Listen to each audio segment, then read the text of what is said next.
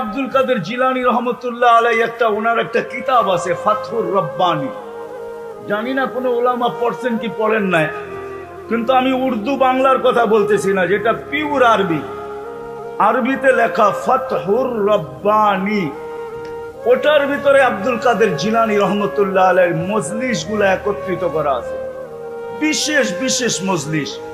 ওটার ভিতরে ওনার একটা মজলিস আছে লিসানুকা মুমিন কলবুকা মুনাফিক। তোর জবান তো মুসলমান, কিন্তু তোর দিলের দিকে তাকায় দেখ, জবানে যা বলিস দিলে তা আছে কিনা, দুটা এক কিনা। যদি এক হয় তাহলে তুই মুসলমান, আর যদি তা না হয় তো লিসানুকা মুমিন কলবুকা মুনাফিক। তোর জবান তো মুসলমান, কিন্তু তোর দিল মুনাফিক। উঠে দেখেন, কিতাবের নাম বললাম ফাতহুর রব্বানী, কিন্তু আরবি নুসখা হইতে হবে, উর্দু সুর্দু না, বাংলা সাংলা না, আরবি নুসখায় লেখা আছে। এরকম তো না যে আমরা মুখে স্বীকারোক্তি দিলাম হইতে চাই, কিন্তু দিলে দিলে যুবক বলল আরে রাখ, আরে রাখ, যৌবনটা কাজে লাগায় লই। ঠিক না? আয় যুবক, সত্য এটাই।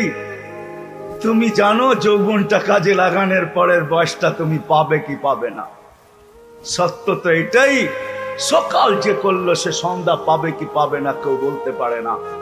এটাই সত্য। 1 মিনিটের নাই ভরসা, নাইলে কোনো দিন ফিরোজ শাহীর উপরে এটা সত্যায়িত হইতো না। লেখছেন উনি, গাইছেন উনি, সত্যায়িত হয়েছে এর উপরেই।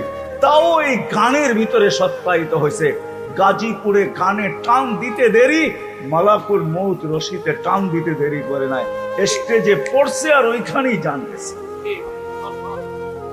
যদি যুবক জানতো যে আজকে প্রথম পদ্মা ব্রিজ আমার কারণে